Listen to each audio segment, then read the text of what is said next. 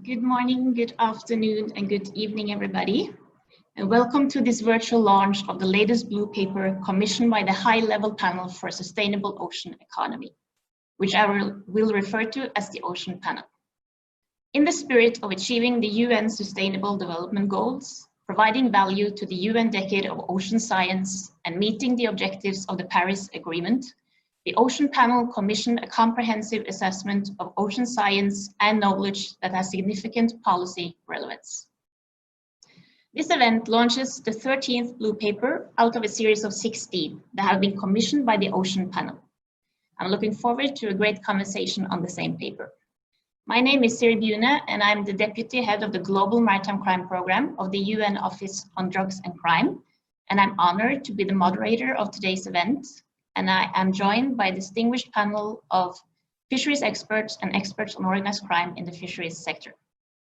I will soon introduce all the speakers, but I will start with the keynote speaker, Minister Odd Emil Ingebrigtsen, who's the Norwegian Minister of Fisheries and Seafood, but who's unfortunately unable to join us in person, so we'll hear from him via a video recording. I'm further delighted to have with us both main and co-authors of the blue paper, starting with Emma Wittboy, who's the Director of Pescadores. Further, Kamaldeen Ali, who's the Executive Director of the Center for Maritime Law and Security Africa, CEMLAS. Mr. Mas Ahmed Santosa, who's the Chief Executive Officer of the Indonesian Ocean Justice Initiative. And Ms. Sarika Maharaj, who's the Interim Coordinator of the Fisheries Inspectorate, Fisheries Division of Trinidad and Tobago. Together with the authors of the paper, we further have with us some fisheries experts who will be part of the panel discussion. This include Mr. Gunnar Stølsvik, who's the Specialist Director of the Norwegian Ministry of Trade, Industry and Fisheries, and Ms. Mi Su, who's a consultant at the International Labour Organization. The combined and distinguished expertise of this author group has allowed the paper to offer practical recommendations to address organized crime in fisheries, emphasizing the need for a shared understanding of the problem and the implementation of intelligence-led, skills-based cooperative law enforcement action at the global level, facilitated by enabling legislative frameworks and increased transparency. As with each blue paper and special report commissioned by the Ocean Panel, we hope this paper will help key decision makers better understand the situation and opportunities for action. If you're not already following the Ocean Panel on Twitter, please do so. And we welcome engagement throughout the webinar on Twitter. And please use the hashtags which you will see on the slide shown.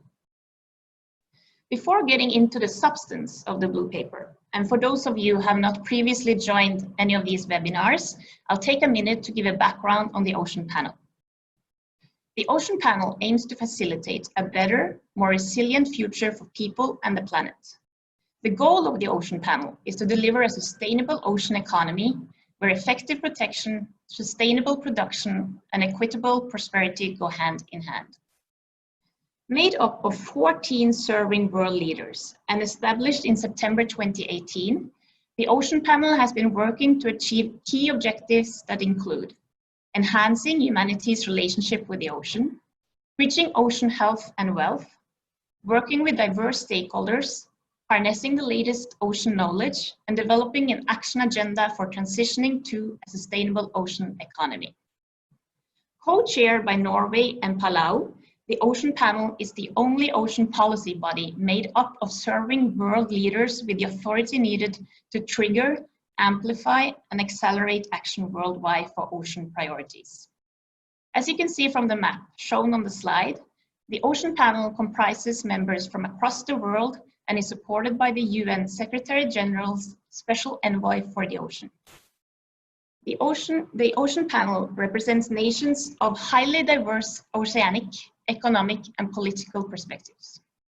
They are nations large and small across all ocean basins at every stage of economic development and every extreme of the ocean environment from the tropics to the Arctic.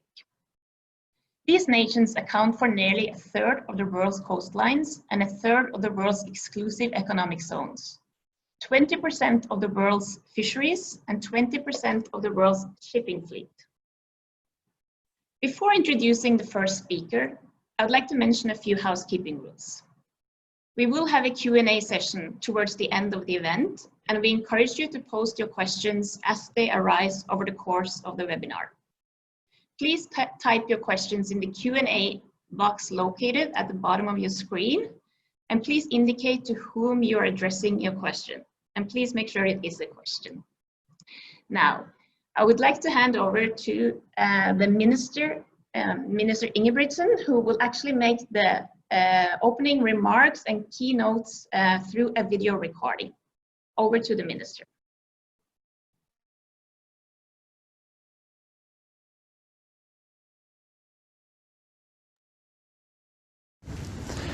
Excellencies, distinguished guests, ladies and gentlemen. Congratulations on the launch of the latest blue paper commissioned by the High-Level Panel for a Sustainable Ocean Economy on Organized Crime in the Fisheries sector. This is a big step forward. The ocean has always been our source of food, income and welfare. We are committed to international cooperation and development to develop a healthy and sustainable blue economy. It is all about people's lives. The fisheries sector is one of the most important industries in the world. It is essential for food, work and income in many countries. We know that we must think and act globally to do so, if we are to reach the Sustainable Development Goals by 2030. We must manage our fisheries resources wisely. Transnational organized criminal networks threaten the global fishing industry. Illegal fishing vessels are crewed by victims of human trafficking. People and also children work as slaves and are treated cruelly and inhumanely to the extreme. In order to profit from crime at sea, these criminals use corruption, money laundering, tax evasion and fraud when the fish enters the markets. These criminal networks are very well organized and connected. Norway is focused on building an effective international fisheries law enforcement system to deter, investigate and prosecute criminals involved in fisheries crimes. An important step towards this goal was the adoption of the Copenhagen Declaration against Organized Crime in the Global Fishing Industry, which was initiated by Norway in 2018. So far, the declaration has already acquired 28 member countries, and I encourage more countries to join. The blue paper calls upon two stages of action. The first stage is to gain a common understanding of the challenges we face and political will to tackle crime in the global fishing industry. Secondly, it is to develop practical tools to strengthen law enforcement capacity. I believe that the Copenhagen Declaration is an example of the first stage. Norway has also launched the Blue Justice Initiative as a strong and practical response to these challenges. Our vision with the Blue Justice Initiative is to ensure a sustainable and fair blue economy free from fisheries crime. I believe that the Blue Paper 16 of the Ocean Panel is an important contribution to achieve this vision. Thank you, and I hope for a very good future cooperation.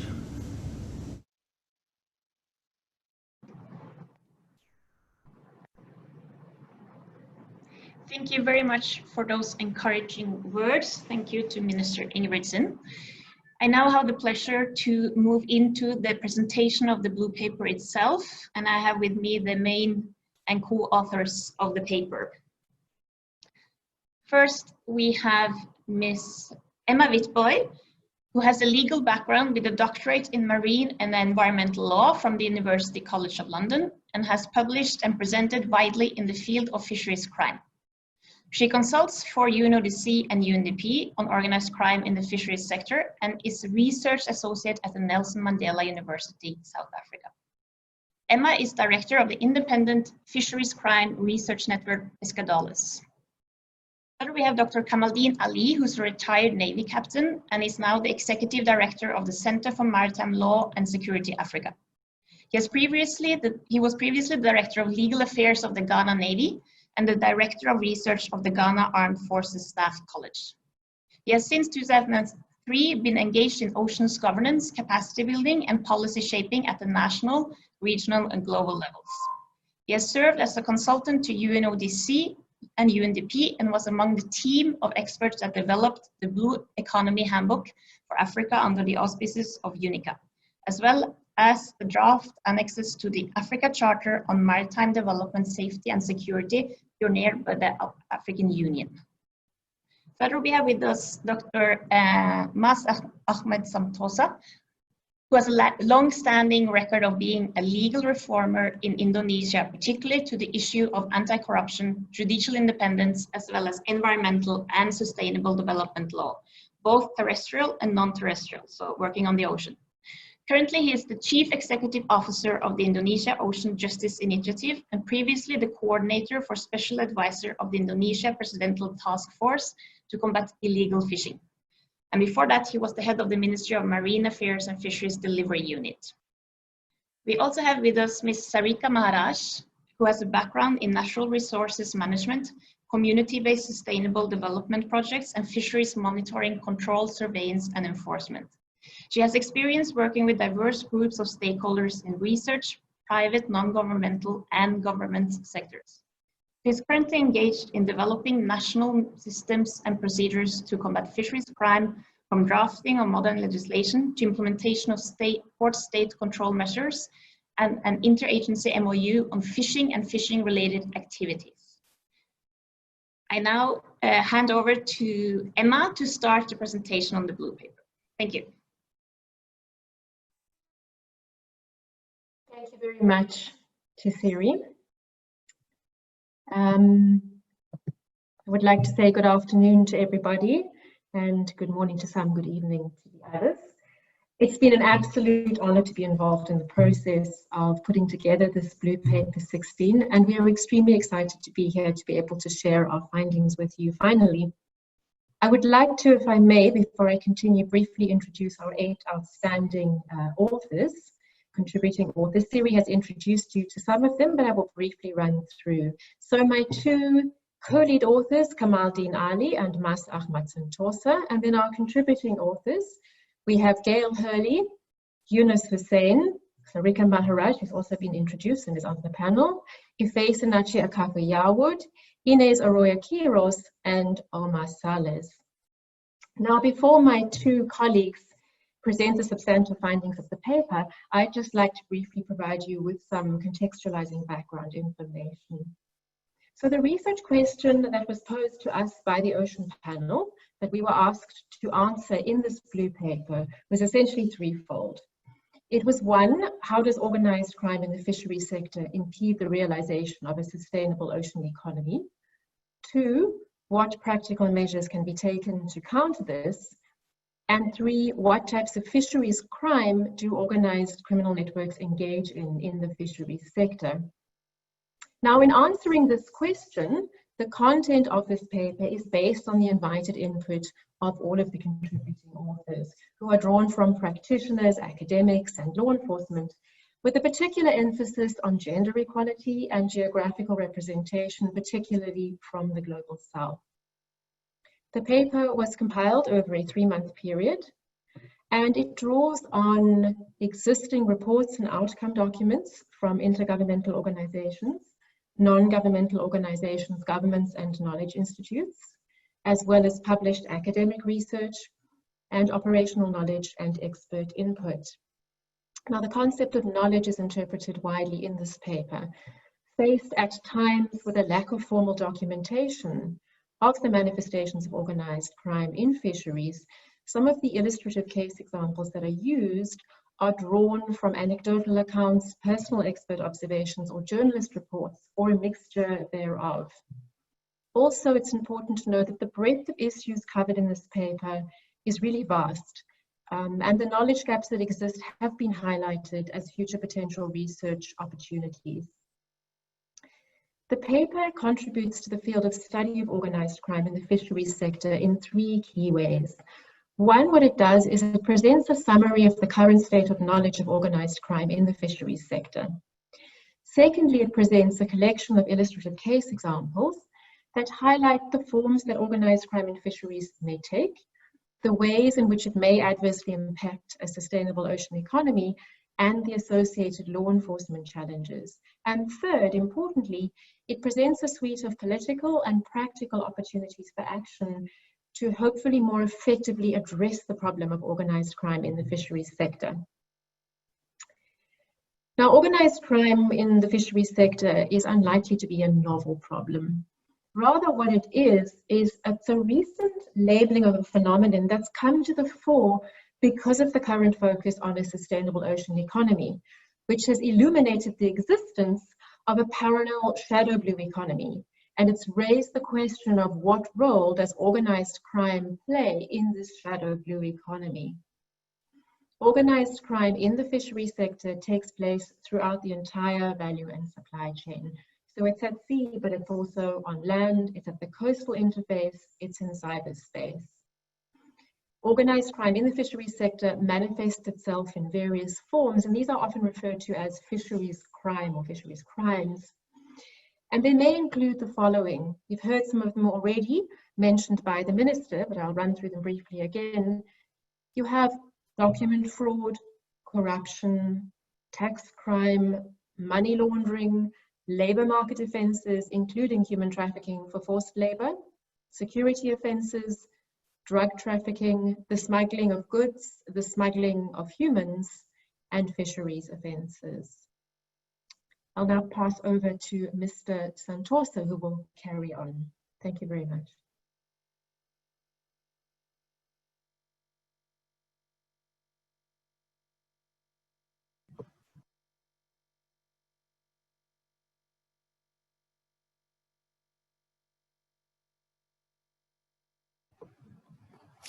Thank you, Emma. The impact of organized crime and fisheries on the sustainable ocean economy. TOC, or transnational organized crime, and fisheries impacted sustainable ocean economy in 3 aspects, namely social, economic, and environmental impacts. First is social impacts, which affect food security, criminality in fishing communities, and regional and international security. TOC in fisheries has an impact on food security, especially to coastal communities, because fish is their main source of protein. It can also shape criminality in coastal and lower income communities, as they are more vulnerable to recruitment by criminal networks operating in the fisheries sector, either to take part in the criminal activities or as a victim of forced labor and human trafficking. TOC in fisheries also create economic impacts on coastal states and the legitimate industry, as the perpetrators of TOC in fisheries often use illegal channels to cut their costs, i.e. cheap labors, tax evasions, giving them unfair advantages over legal operators who can be pushed out of business. TOC in fisheries, of course, also has environmental impacts on the fish stock and marine environment, as it often operates in the form of large-scale overfishing and use exploitative and destructive gears. Challenges in tackling organized crime in fisheries. Blue Paper 16 identifies 7 challenges in tackling organized crime in fisheries, among others. Low political will at the national level to deal with organized crime in fisheries, which creates multiple implications such as limited budget and resources and case prioritization. Minimum of coordination between government agencies, nationally and cross-border. Number 3, inadequate criminal provisions in relevant national laws and criminal procedures legal frameworks that create challenges to investigate and prosecute fisheries crime effectively. Weak capacity of enforcement agency and criminal justice to identify various forms of crimes associated to fisheries and to investigate and prosecute the offenses by multi-dot approach, including technical skill to conduct financial investigations. 7, minimum transparency in the fisheries sector and financial sector, especially regarding the information of beneficial ownership and the operators of the vessel, information on vessels' identities and movements, and the use of flags of convenience. Despite the challenges found in handling TOC in fisheries, we believe that there are best practices that can be implemented to fight against TOC in fisheries. The first one, we found that the practice of single roof agency can improve interagency cooperation at the national level by improving the coordination among government agencies to investigate and to prosecute. Countries have implemented this single roof agency, such as Norwegian National Advisory Group on Fisheries Crime, NIU Fishing, and port-in, port-out control centers in Thailand, for example, and Task Force 115 in Indonesia. Another promising practices, platforms such as the MLA, Mutual Legal Assistance, Interpol tools, and judicial requests for cross-border cooperation, like letter of rogatory, can be utilized to strengthen regional and global cross-border cooperation. For example, Interpol hosted Regional Investigative Analytical Case Meeting, or RIACM, with Indonesia in handling STS-50 and Viking cases. And Spain hosted the meeting, which invited countries and relevant multilateral agencies to help facilitate information sharing, analysis, and possible legal action in various jurisdictions in handling Thunder case. And letter of rogatory by the Argentinian court to the Indonesian court requesting judicial assistance to handle the case of Huali 8 in Indonesia. We also found that capacity building and skill training for investigators and prosecutors are required to strengthen enforcement practices in combating TOC in fisheries. Several countries have established capacity building centers, such as the International Fish Force Academy of Indonesia, Norwegian Police University College, Blue Justice Initiative, and Fish Eye Africa. I believe that now is the time for us to not only expand the participation of signatories of the Copenhagen Declaration on transnational organized crime in the global fishing industry, but to also start implementing the declaration through developing coalition of actions among 28 signatories. This will be further discussed by Emma or my co-authors, our co-authors Kamal bin Ali. Thank you very much.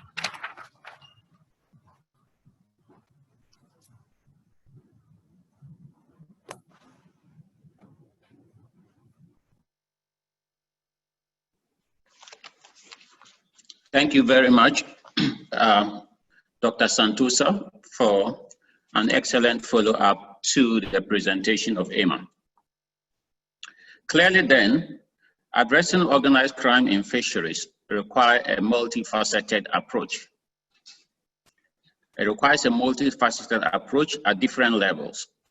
So we need different layers of action, and we need different actors at different levels. Organized crime at fisheries or in fisheries cannot be dealt with solely by fisheries organizations such as the FAO, and not only handled by transnational organizations, institutions such as UNODC or Interpol, and cannot even be left to the Security Council. So what we need to do is to have a multifaceted approach, different layers, and at the same time, different actors. I guess then the key questions are, how do we move from here? How do we galvanize strong global support to combat organized crime? And what do we prioritize within the scale of activities that we can implement. In this paper, we have recommended two-layered approach, stage 1 and stage 2. And it is important to emphasize that these are not two steps, but these are mutually reinforceable actions that we recommend.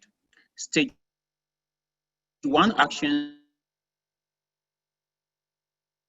are political focus of transnational organized crime among countries, whilst in stage 2, we recommend practical actions that are law enforcement dominated, and these actions can help lift up the capacity of countries to combat organized crime.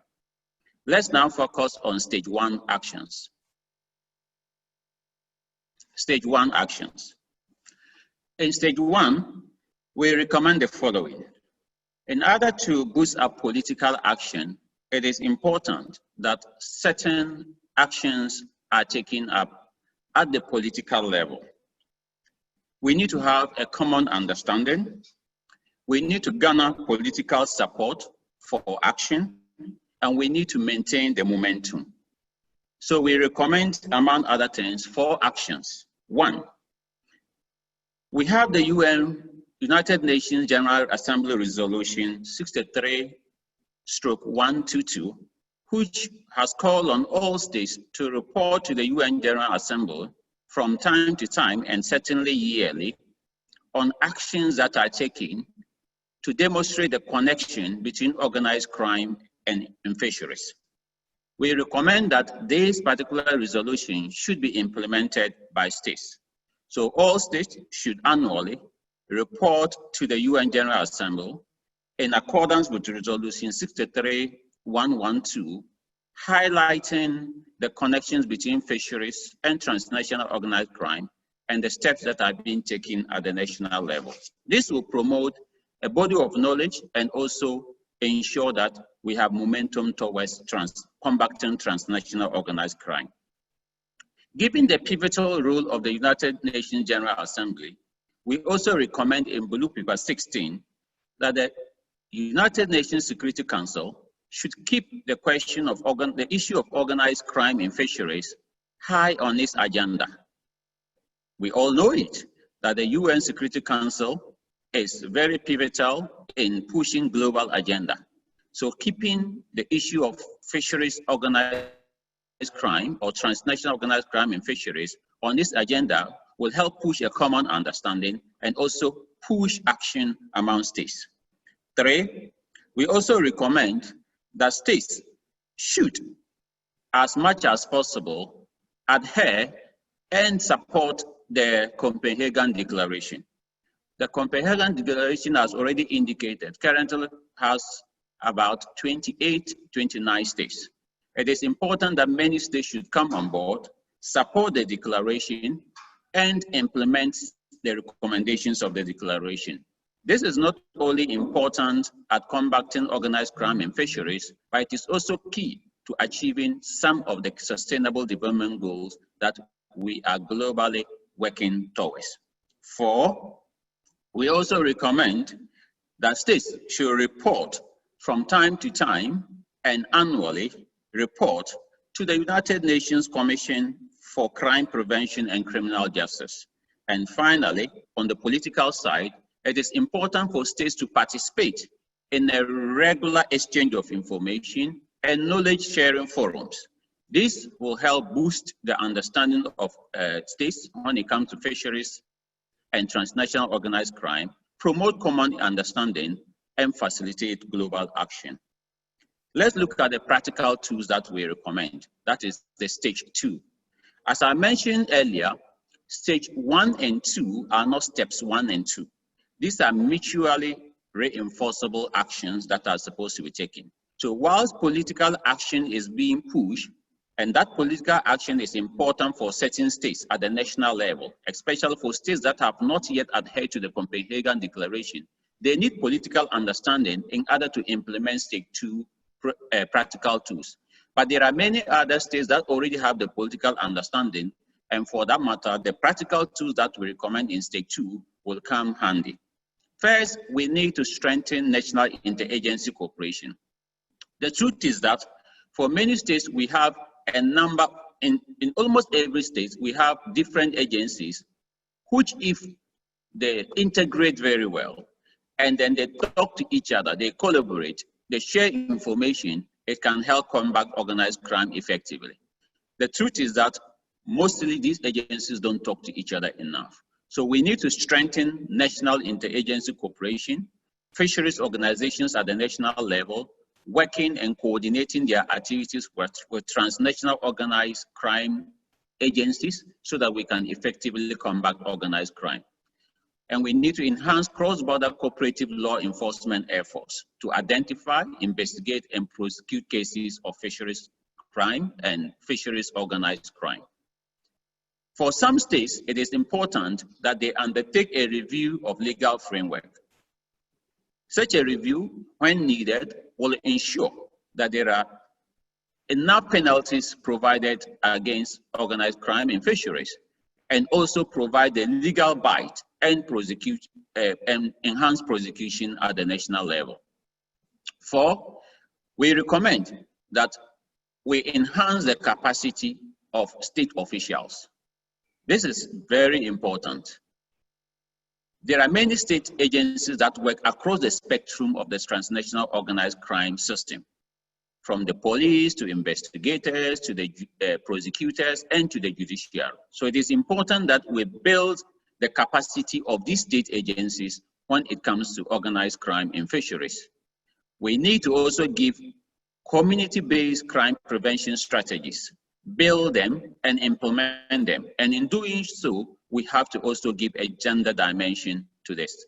The role of civil society is pivotal in ensuring transparency and in ensuring accountability across the fisheries value chain. So it is important that civil society is encouraged, the capacity of civil society is built, so that civil society can play a major role in combating transnational organized crime alongside national agencies and global agencies. Finally, we need to support research so that areas of knowledge are enhanced. In areas where we don't have enough knowledge, we need to promote greater knowledge. And where knowledge is available, we need to share it through research. What then are the key messages that are promoted in Blue Paper 16? Blue Paper 16 seeks to emphasize a number of key messages. 1, that this shadow blue economy, which we are discussing today, and for which Blue Paper 16 is being launched, promotes food insecurity. This has already been highlighted by Mars in his presentation. Food insecurity is a threat to global peace and security. And shadow economy, and especially transnational organized crime in fisheries, contributes to food insecurity. It facilitates human rights abuses, deprive ocean states of revenue, and this is particularly important, especially when it comes to developing states. A number of developing states are losing substantial revenue that is essential for growth and development because of transnational organized crime in fisheries. It promotes unfair competition. Unfair competition because those that are engaged in organized crime in fisheries are able to cut corners, reduce costs, and for that matter, drive down those who are doing the right thing down the oceans. Finally, and most importantly, it is a threat to global peace and security. These are the key messages, and thank you all for listening to us. On behalf of the panel that are presented, we thank you and we look forward to your questions. Thank you. Thank you so much for this comprehensive presentation on the Blue Paper. Based on this, we will move into a panel discussion. And in addition to the authors, we have with us fisheries experts amongst the panelists, including Ms. Misu, who is an Australian lawyer with more than 15 years experience in migration, displacement, and labor rights. She was the project manager of ILO's Sea Fisheries project based in Jakarta from September 17 to January 20. The project worked to strengthen coordination to combat trafficking in fisheries in Southeast Asia. Currently, she is consulting and has worked on a variety of trafficking, labor migration, and global supply chain projects with the ILO. We also have with us Mr. Gunnar Stersvik, who's the Specialist Director with the Ministry of Trade, Industry and Fisheries in Norway. He has worked in a number of governmental departments in Norway. He has the last 10 years worked specifically with transnational organized crime in the fishing industry and is the head of an interagency group. He's a lawyer by profession and I've also represented Norway in a number of international meetings with the UN.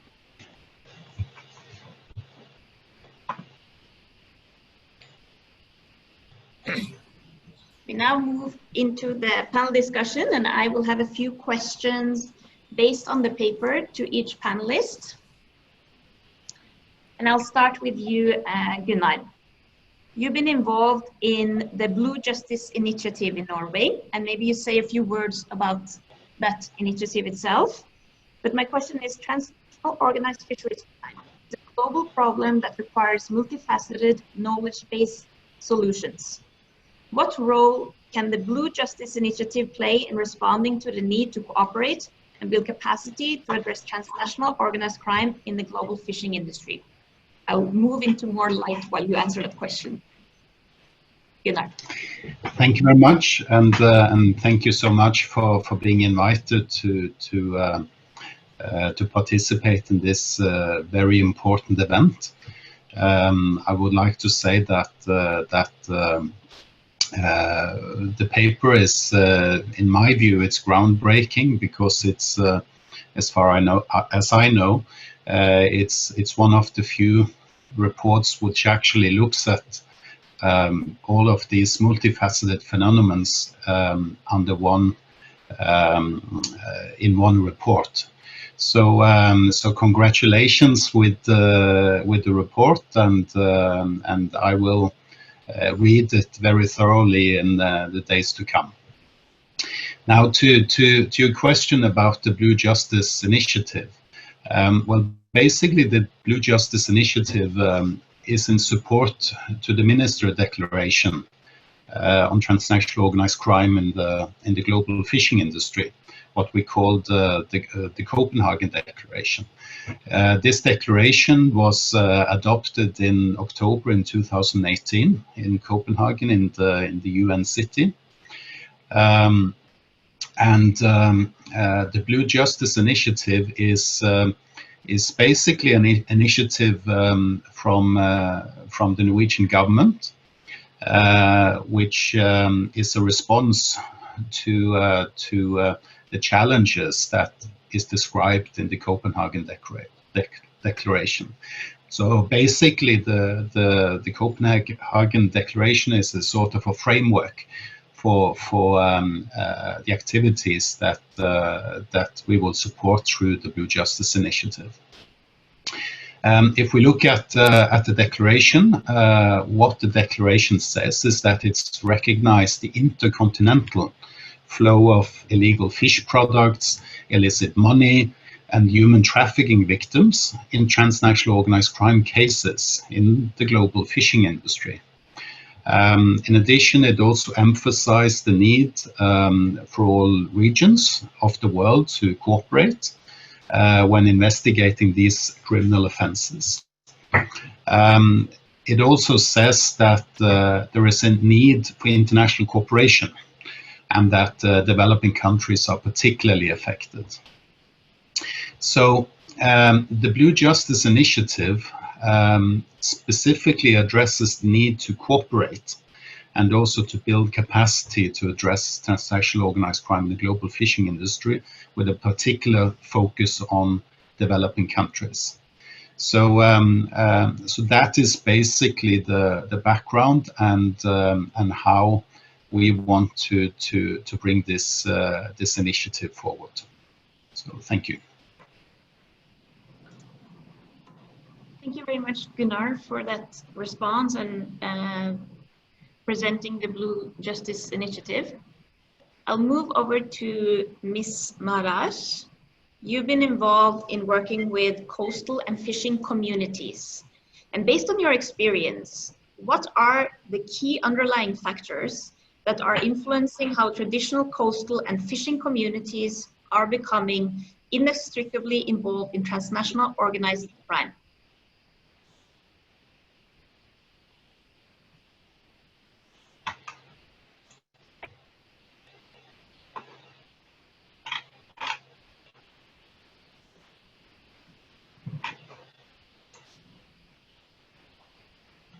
Ms. Maraj? Hello, good day. Good evening, now we can hear you. Okay, good. So I want to divide these factors into push and pull factors.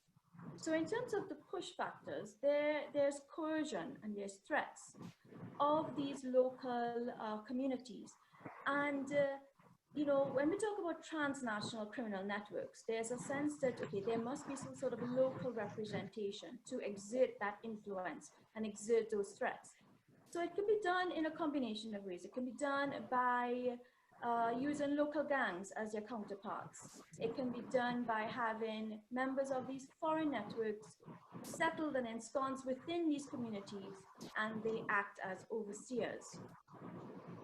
Also, in terms of the status of the stocks. So, you know, even in the Caribbean Sea, there are 25,000 fishing vessels alone, fishing in nearshore fisheries, competing for these resources. And in terms of the Western Central Caribbean, over the last 20 years, fisheries production has been declining. There was a study, a stock assessment study in 2015, and 12% of the stocks, their status was considered as overfished, and 42% of the species, the status was considered as between overfished and fully fished. So we see that these traditional ways of earning income, it's just not sustainable. So, you know, what do they do? What opportunities exist? The coastal communities working in the sea, the fishers themselves, there's an inherent risk associated with the conditions and working at sea. And when you overlay that with increasing hours out at sea, they're having to go further out, and even further overlaid by the increasingly frequent incidents of armed attacks and robbery at sea, even kidnapping for ransom.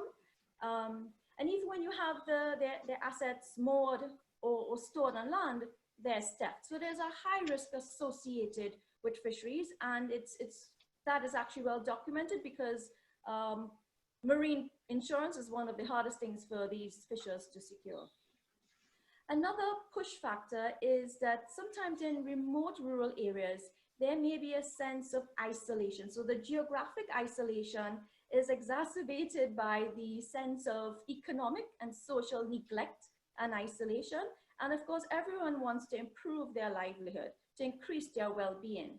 So that leads me on to the pull factors. What do they do? What are they attracted to? What are they drawn to?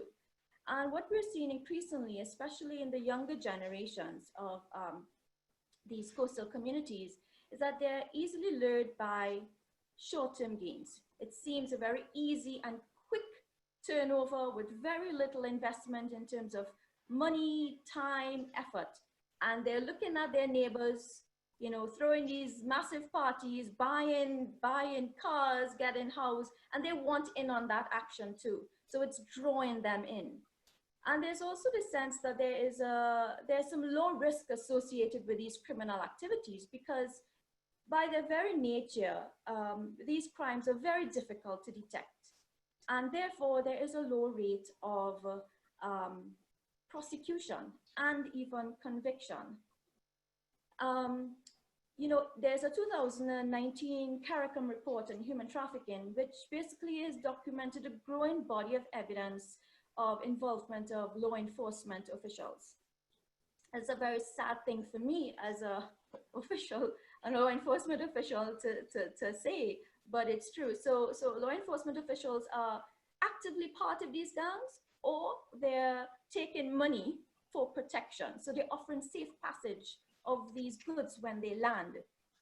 And when I say goods, I'm sorry, but I'm actually meaning any cargo, including humans. Even with in the region, the Caribbean region, and globally, we have seen legislative amendments, especially where these offenses have become criminalized.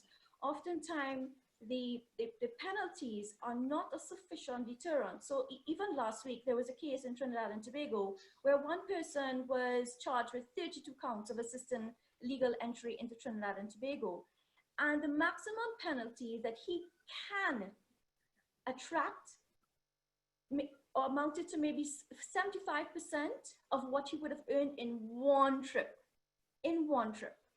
And that's just the one where he was caught. Fishing and coastal communities also have tremendous available assets to them. So remember what I said about there's little need to invest. So there's really little need to invest further because they already have these physical assets. So they have the fishing vessels with the fast engines. They have legitimate cover as fishing vessels. So they have the identity mark as a fishing vessel. They may have gear on board, and most importantly, they may have a fishing approval. They also have the experience and knowledge acquired over generations of the waters, the coastline, and even the gaps in law enforcement. One very obvious resource that they have is where they're located. They're located along the coast, they're located along riverbanks, very easy landing site. And for us in the field, we know that a point of landing is basically anywhere that the sea meets the land. And another aspect that is often overlooked is the relationships. So remember, these people, they grow up in a community, they have friends and families in nearby communities. And so these relationships offer a sense of safety and protection. So what we're seeing is that these activities happen any time of the day and anywhere. It's not as if these types of activities happen in the dead of the night in the most remote location.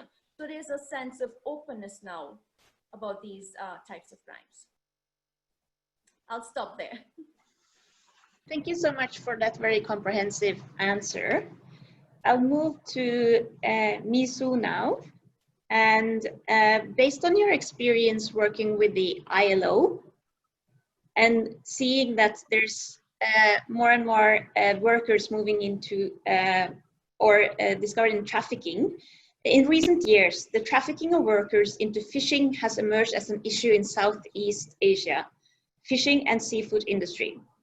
Could you let us know how ILO's Sea Fisheries project that you were involved in has improved the coordination to combat trafficking in fisheries in this region? Thank you, and thank you for the question, and thank you for the invitation to join this distinguished panel. The first thing I want to say is that while the trafficking of workers in Southeast Asia has received the most media attention, this is not an issue confined to the region, and it is not a new issue. So trafficking of workers is most often discovered in terms of workers from Southeast Asia and from Asia in general, because that is Asia is home to the majority of the world's fishers. Many fishers working on the global fleets come from Asia and Southeast Asia, including Indonesia, and they're found on fleets across the world in seas far away from Southeast Asia, and the report actually has examples of fishers being found in South Africa, Latin America, in all sorts of places. So this is very much a global issue, but many of the victims do come from Southeast Asia. I think one of the key challenges in combating trafficking in fishing is a question of jurisdiction and the role of flag states, port states, and states of origin of fishers. This complexity lies on top of this national level coordination that the report and our panelists have already highlighted. And underlining all this is often the poor working conditions in the fishing industry for everyone, including fishers working on national fleets. So the ILO project, which I headed, incubated a regional coordination body for Southeast Asia, and it was called the Southeast Asian Forum for Fishes. The forum focused on the protection of fishes rather than the protection of fisheries resources, and I think that distinction is really important. The fundamental idea underlying the forum and underlying ILO's approach is that if you protect fishes, you can also protect your fisheries resources. One of the risks in an organized crime narrative or framework in looking at these problems is that you sometimes, and there is increasing awareness of this, but sometimes victims of trafficking and victims of forced labor are seen as perpetrators rather than victims, and they're sometimes penalized. So what we want to do is that we know, as the report highlights, many types of organized crime, many types of violations are interconnected, i.e. fishing, labor violations, and human trafficking crimes are often related. And so the focus of the forum was really to focus on the plight of the fishers themselves and to strengthen protections around fishes and to improve their working conditions. So specifically, the forum provided a venue for regional cooperation on issues like port state control for labor inspection on fishing vessels. The FAO and the PSMA has a system established for inspection of fish and catch, but that system does not apply to people, to labor conditions, to living conditions. And as we all know, fishing is a particularly dangerous occupation, partly because you never leave your workplace. You know, the pandemic's an interesting moment to talk about this, because many of us now have one place where both work and home, and many of us are going quietly insane. For fishers, this is exactly what their condition is all the time, in conditions far more difficult than I think most of us will experience. So this lack of separation between home and work, and the fact that they're living and working on board, these are particular conditions that needs to be addressed. The forum also addressed the issues of promoting the ratification of ILO's Working Fishing Convention number 188 in the region. That convention sets a minimum standards for work on commercial fishing vessels, regardless of size globally. And the forum looked at the promotion of forced labor protocol 29 of the ILO, which actually has a specific provision to not prosecute or penalize victims of trafficking for crimes they were compelled to commit. In addition, the forum also had a working group that looked at coordination of data sharing, and some of the panelists have already mentioned this, but what the forum tried to do was look at data sharing beyond law enforcement agencies. So one of the agencies globally at many national levels that gets left out of the conversation are the labor agencies. And sometimes labor agencies are mandated to do labor inspections, including on fishing vessels and in ports. There are various complexities about coordination there, and Dr. Ahmed Sentosa mentioned some of the good practices in the region around coordinated inspections. So those things need to be promoted more broadly in the region. And ILO has done some work in this regard in Indonesia and in Philippines, as well as supporting the Thailand's PIPO processes. The other thing the forum did was to really work with recruitment agencies. One of the things we know that one of the biggest risk factors for workers is actually in the recruitment process. And the panelists just before me talked about the local actors that are involved in these crimes. And so we know that the recruitment chains are also complex and involve manning agencies in different locations, as well as local brokers and recruiters. So really looking at how that recruitment agency relationship work across borders, because one of the easiest ways for people to escape accountability, if you like, to avoid accountability at the recruitment level, is to say, it's not my problem, it's a problem of the other recruitment agency or of the employer or somebody else. So really looking at coordinating or aligning standards across the recruitment process. And finally, the forum also looked at how to collaborate across borders to look at remedies for fishers. We talk in the law enforcement context of prosecution quite a lot. In many of those cases, the results of prosecution may not do a lot for the victims of trafficking themselves. They are often seeking to be compensated, pay their wages, and they want to go home or get into another job as quickly as possible. Prosecution processes are not always conducive to what they want. So we're looking at different ways of addressing remedies for fishers and for victims that are addresses their needs. So fundamentally, the project through the forum really looked at addressing issues of underlying conditions in the industry, so working and living conditions in fishing industry, and coordinating regional responses on these different aspects and taking a multidisciplinary approach to the question. Thank you. Thank you very much for that, much appreciated. I will now move over to Kamaldeen Ali. You've been involved in developing both national and regional strategies with regard to maritime safety and security. And given your experience in policymaking, how important is capacity building for the development and achievement of blue economy and maritime safety and security strategies?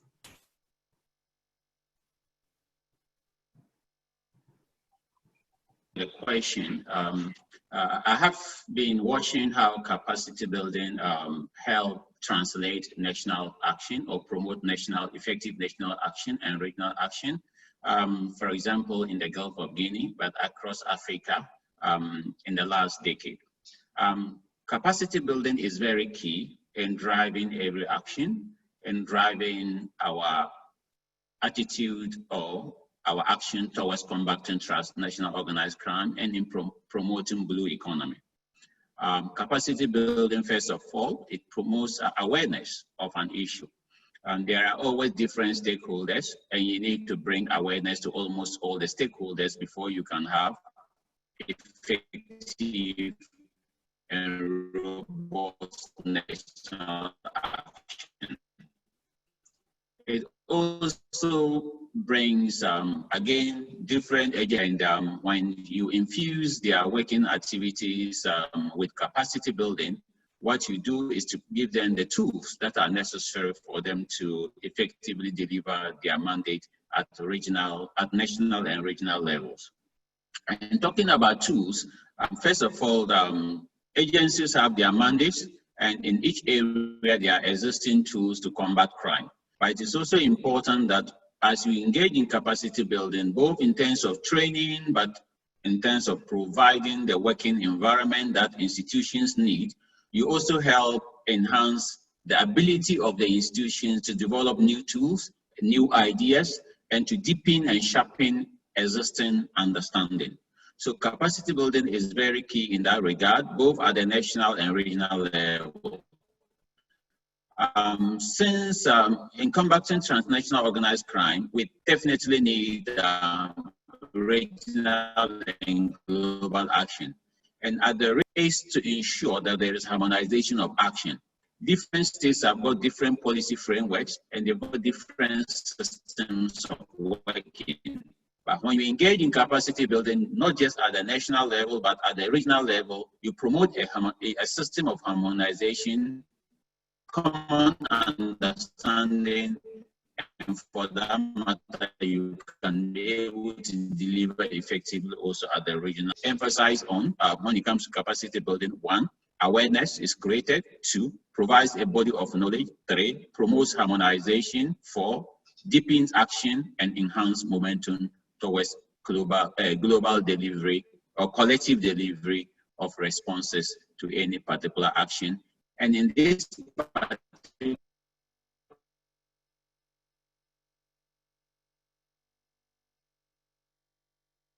case, when we are talking about transnational organizations and what capacity harmonize effectively at national level, and then across borders at the regional and global level, those agencies are able to work together. They understand each other's mandate. They have the tools that are necessary. They can integrate very well, and then they can deliver effectively. Thank you very much. Thank you very much for that. I'll move over to Mr. Santosa.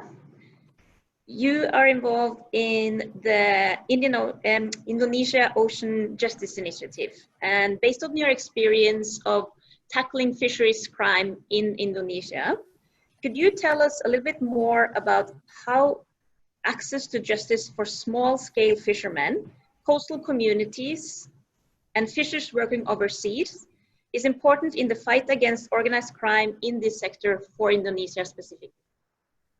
Thank you very much. Efforts have been made to increase the protection and the improvement of the standard of living of small-scale fisheries, coastal communities, and fishers working abroad through several legislation, legal framework, national legal framework.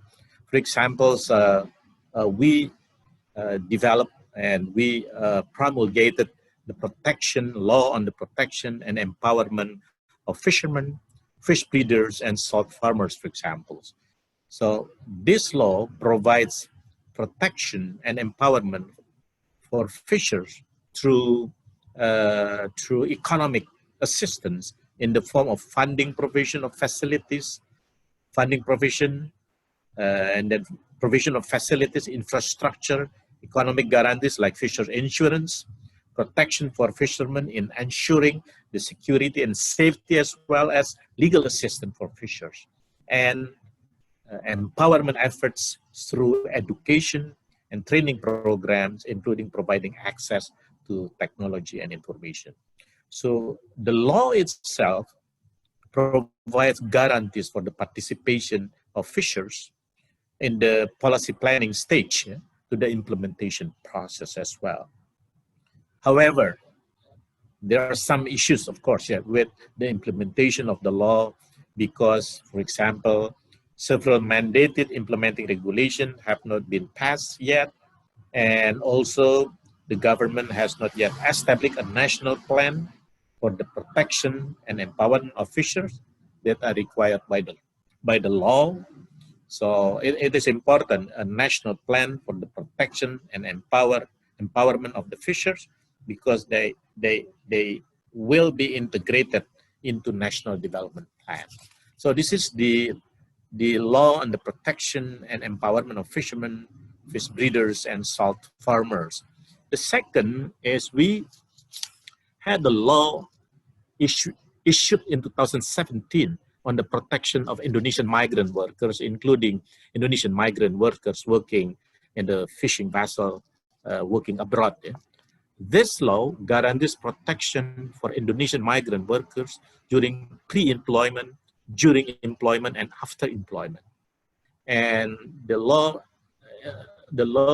also guarantees the protection during pre-employment, includes minimum standards of employment, standard for the work agreement, access for data and information, and technical skill training as well, skill training.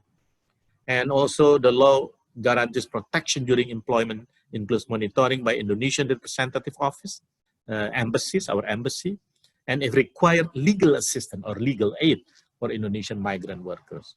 And lastly, it also secures the protection after employment, includes repatriation as well as legal assistance for Indonesian migrant workers whose rights have not been fulfilled while working. However, this law has not been able to function optimally due to several reasons. That's why a month ago, high-ranking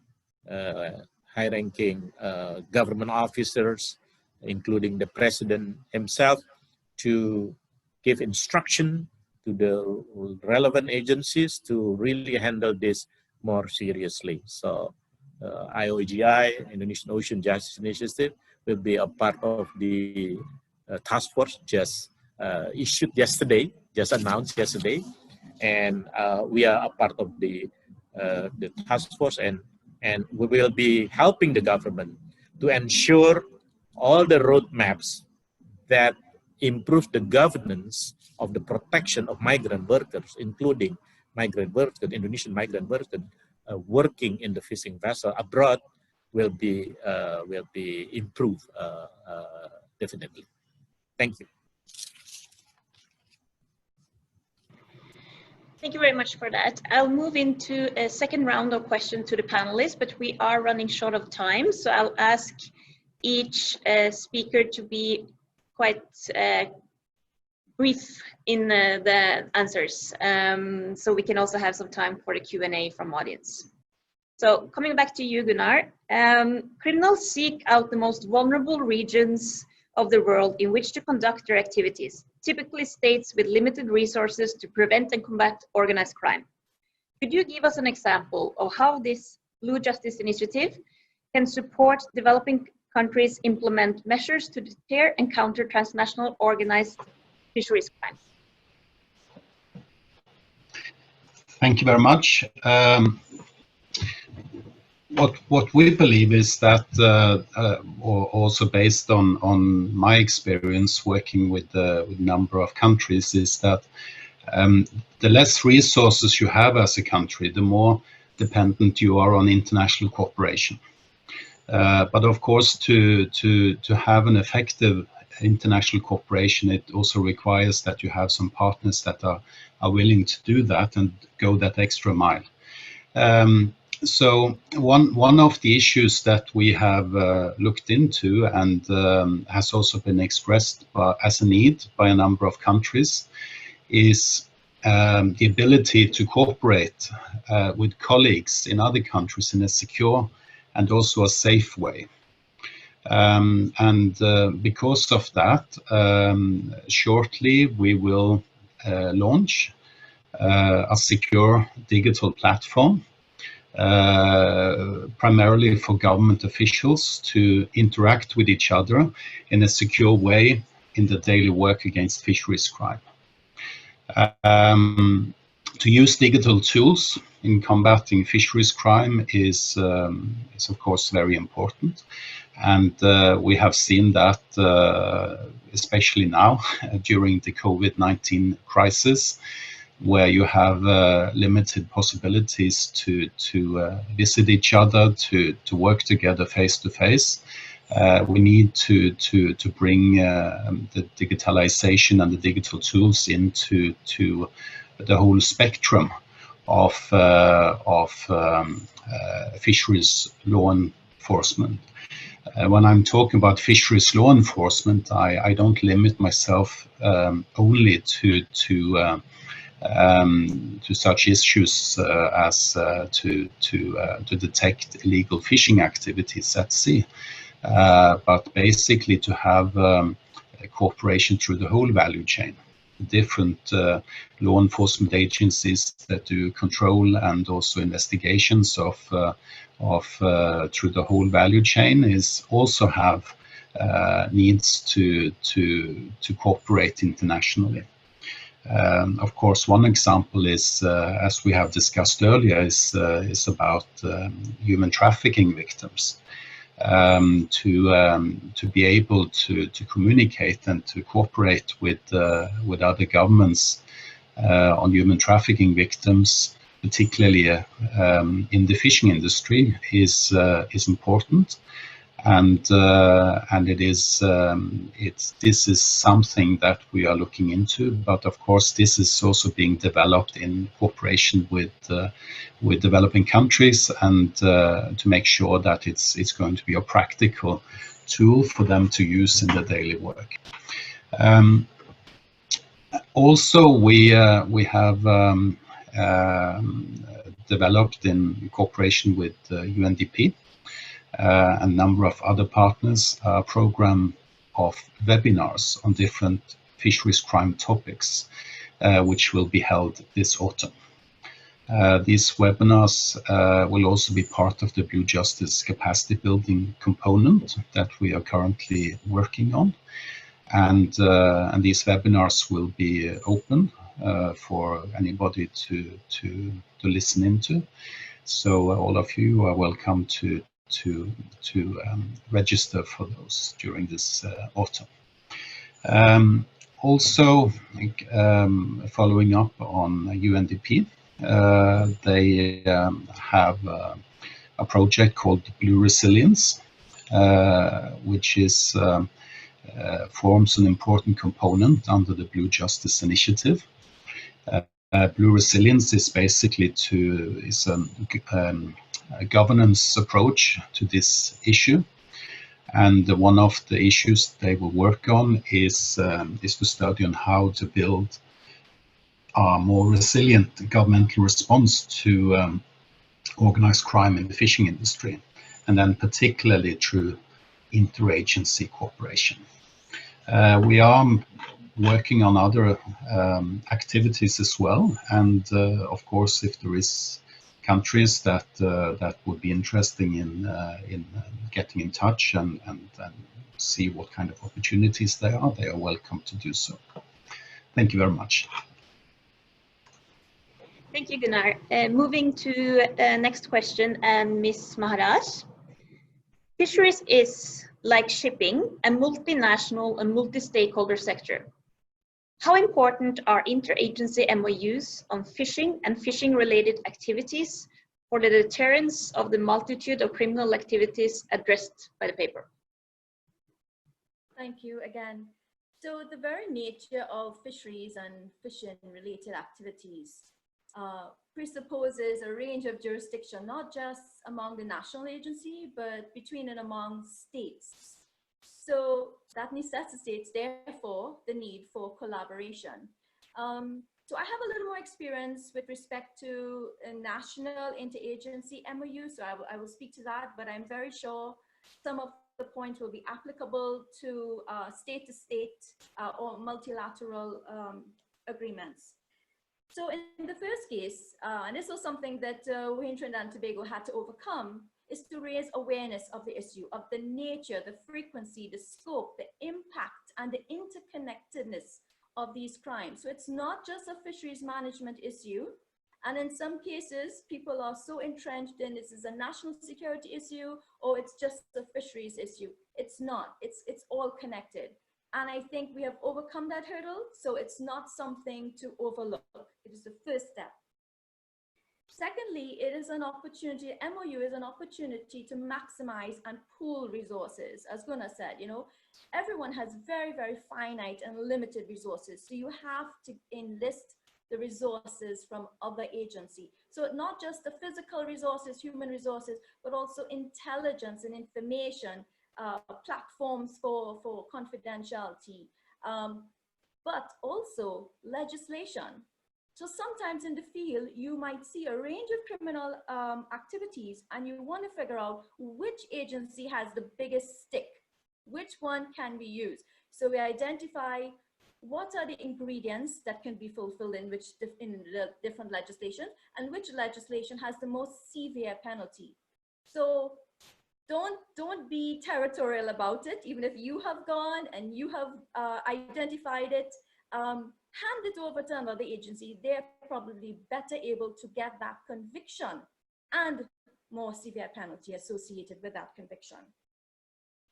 The MOUs can be considered like a pre-approved, endorsed way of operating. So time is of the essence. We don't need, every time there's an incident, there's a request for information, you have to get approval. So there's already that pre-approval for joint action, for real-time intelligence sharing. Again, time is of the essence. You just need to be able to act. And this brings me to my next point. While MOUs can be broad in terms of elements of collaboration, there needs to be very specific content in how we collaborate. And that can be done by standard operating procedures. And these standard operating procedures, in the process of developing these procedures, they also offer agencies a way to identify and remove gaps, redundancies, as well as to streamline their actions and their procedures. Also, this might be very obvious, but it's still a point worth saying, an MOU offers continuum. As officers in the field, it is very difficult when someone changes a desk, someone changes a portfolio. You have to constantly overcome bureaucratic and jurisdictional hurdles. And so MOUs are a way of formalizing and institutionalizing collaboration. And that really helps with the time. Again, time is always of the essence, because while we're wasting time trying to get approval to do something, criminals are far advanced. They're innovating, they're adapting, they're ahead. We're trying to even react to something. they're ahead in trying to figure out what are the next opportunities. So we really need to get beyond even the rationale for collaboration, right? Because at the end of the day, what we want is to reduce the chaos, because corruption thrives in chaos. And we want to have a coordinated approach, and we want to have intelligence-led prosecution. So the MOUs are very valuable tools to be used in deterring crimes. Thank you. Thank you so much for that. And this is really interesting, but we have spent a lot of time now on the panel discussion, and unfortunately we'll have to move into the Q&A in order to have the possibility to actually respond to some of the questions that's been raised. So my first move, I was supposed to move into a panel question to Ms. Zhu anyway. So I'll start with the first question, which is addressed to Ms. Zhu. It comes from Tony Long, and we are seeing advances on the use of AI to recognize the potential of bonded labor on poor practices on fishing vessels. Examples: Ocean Mind and Global Fishing Watch and University of Santa Barbara. Do you think more agencies should be using this risk identification to help target enforcement or inspections? Thank you for that question. It's a very interesting question, which we've spent quite a lot of time thinking about. The first thing I want to say is that GFW and Ocean Mind are both partners for the ILO. We've worked with them and have spoken with them. It's important to note that the data they have is not data about people. It's data about vessel behavior using VMS and AIS systems, depending on which system you're looking at. So what they're doing is extrapolating certain data, vessel data and vessel movement data specifically to labor conditions. And one of the things that information is missing is two things. One, verification on the ground, so truth grounding. So that's something we're looking at working with them in how to really understand what it means when the vessel is doing something, whether the predictions are accurate.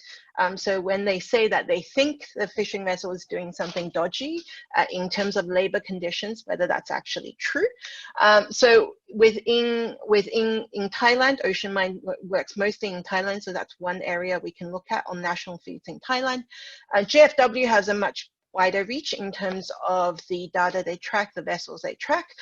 So in terms of trying to truth ground that data, it takes a lot more planning and a little bit of luck, because to actually look at the conditions on the specific vessels, you need to find the people that are working on the particular vessels. So while we're very hopeful, I think, about what this data can do, at the moment we're still in the stage of trying to verify it. And one of the things that we're trying to do with Ocean Mind and GFW in the long run is to help them, and University of Santa Barbara is obviously a collaborator here as well, is to really try to help them to improve the algorithms so that they can better identify risk. A lot of this data can be used to prioritize inspection and intervention. It's not an equivalent to identifying issues, but it can help us to prioritize resources in terms of identification and interdictions. And that's what we hope to do with that data. But before we do that, we need to do the verification stage and really understand the relationship between the vessel level data they have and the on the ground data. And if I may, I know that I didn't get asked the questions that I was supposed to be asked. I just want to say one thing. We talked a lot actually in this panel about developing countries and about supplier countries. And as this is a supply chain problem, I think it is important to highlight that there are things market states can do. As consumers, we are all implicit and complicit in this problem because we demand cheaper and cheaper products while we are overfishing, while there are labor conditions, labor issues and labor exploitation. So I think one of the things I'd really like to just mention here is that at the market state level, there are national laws in market states that can be enforced about importation of products produced by forced labor, and that are illegally produced, that can be enforced. And that's really in the hands of market states and not in the producing states. And buyers and multinationals who are sourcing from suppliers who are not compliant, they need to change their sourcing patterns so that there is economic incentive to change at the supply level. The report talks about how these crimes are economically driven. The motivation behind them is money. So we really need to target the pockets of the perpetrators through a variety of means, including at market state level. So thank you. Thank you very much for that. I'll move to the next question, and it's not addressed specifically to any of the panelists, so it's open for you to respond. Are women also impacted by this organized crime in fisheries? If so, what are the measures in place? Anyone?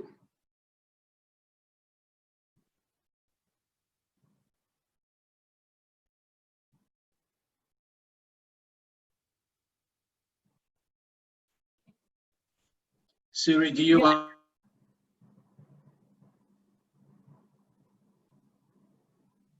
Gunnar, did you volunteer? Yes, women in fisheries are, well, actually, I don't have the exact figures, but the fisheries sector is one of the biggest sectors that women work in. So if you look at the fisheries from a whole value chain approach, and not only what happens at sea, where maybe the men are predominantly working on the fishing vessels, but when the fish is landed, a lot of the fish processing and also the sale of fish is being done by women. And of course, women are highly affected by what is happening of crime through the whole value chain. They are affected by, of course, by corruption and maybe difficulties to get goods to sell on the local markets, but also affected as potential victims of human trafficking, not necessarily to fishing vessels, but in the fish processing industry. So women are also vulnerable in this for transnational organized crime in the global fishing industry, particularly because women are so important for the fishing industry to work. So when it comes to what kind of measures is being taken, well, I think that when we talk about fisheries crime, there is a growing understanding of the social impact of this on women and the gender issue relating to this. And we had a consultation on fisheries law enforcement and the effect of the COVID-19 crisis a month ago. And actually during this consultation, there was highlighted the particular effect on women, and that this is something that we have to look into.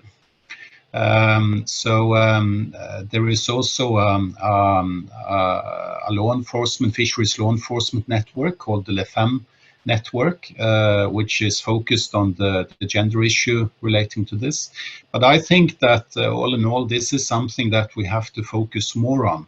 One thing is women in fisheries law enforcement, but also the effect and also how to implement the gender issue into crime prevention strategies against fisheries crime, which I believe is extremely important. So this is definitely something that we have to take into account. So thank you very much. Gunnar, Kamal, you were also interested in commenting on that, or Should I move to the next question? You're muted. It is very important to note that, especially when we come to developing countries, the role of women in fisheries is very fundamental. Guna has already mentioned the role of women from the processing through the sale and distributing of fish. But it is also important to note that in developing countries such as Ghana, women started actually investing in fisheries. You know, women have the ability to save and to plan for the future. So you have a situation where if you went across the coast of Ghana, most of the vessels or most of the canoes are actually owned by women, because they are able to save, invest, and be able to buy the canoes and be able to gather all the logistics that is needed for fishing. And men literally, in many cases, are working for women. So this is the role of women in fisheries. And it is then important to note that when it comes to gender parity, fisheries is one of the sectors where you can be able to empower women and to be able to close gender disparity that we have in societies and across the coastal communities. And it is also important because in the coastal communities, when you empower the women, and the women are now playing a major role in fisheries beyond the processing and smoking their own vessels, what it means is that the whole capital and the developmental roots of the coastal communities are being built. And this point is very important, especially in developing countries such as Ghana, for me to emphasize. Thank you. Thank you for that. We are running short of time, unfortunately. A quick last question, and if one of the panelists will want to take that on, be brief, but then we managed to cover that. What practical measures do the panelists recommend for creating engagement of civil society throughout the supply chain to beat the trade in illegal catch?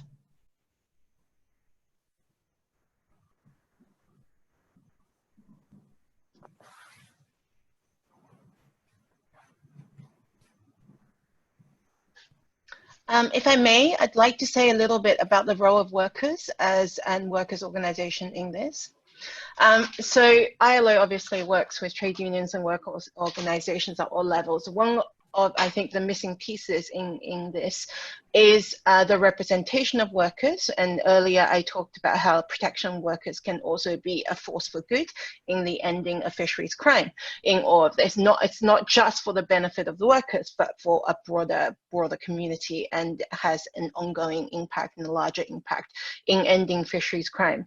Civil society organizations and trade unions and workers' organizations work together, and it's important to amplify their representation at the enterprise level, so at the supply chain level, to be able to ensure that there is no violations and to have proper working conditions so that they're protected, and to really help these organizations to amplify their voices and their positions and their advocacy.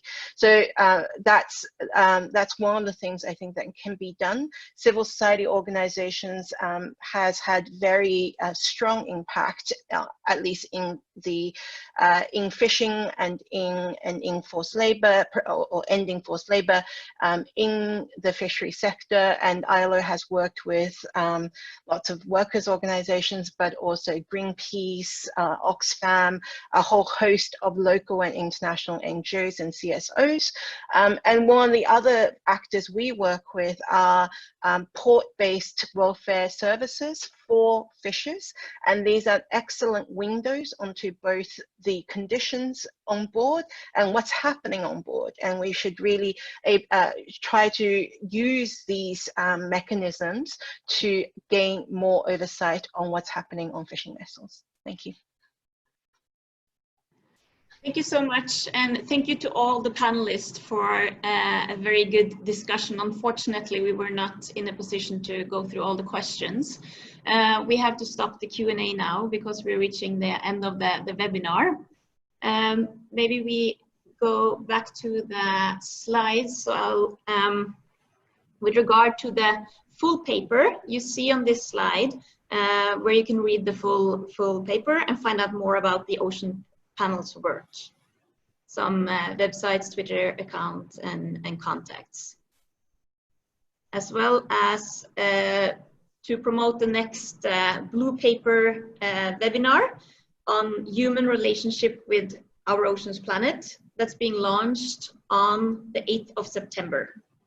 And registration will be open soon, so you see the website there as well. That brings us to the end of the webinar. I want to just look at a few takeouts and also echoing what's being said by Minister Ingebrigtsen and also the authors of the paper, that there's a need for a unified and agreed understanding of organized crime in the fisheries sector, as well as a need for awareness raising and strengthening law enforcement response and focusing on cooperation, and also encouraging further signatories to the Copenhagen Declaration. That brings me to the thanks, first of all, to all the participants and the audience to this webinar. Thanks for taking the time and staying with us during the 90 minutes.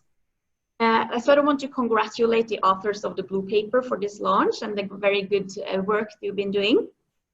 And a big thank you to the great panelists. I'm sorry again, we didn't manage to go through all the questions, but it was great having you and you were really engaged. That's good to know that you at least got through the first round and we got to discuss some of the main topics here.